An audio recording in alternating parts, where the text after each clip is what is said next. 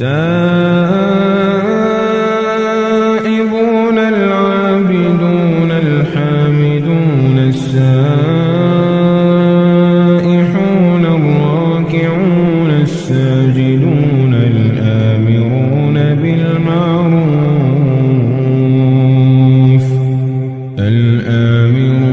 بالمعروف والناهون عن المنكر والحافظون لحدود الله وبشر المؤمنين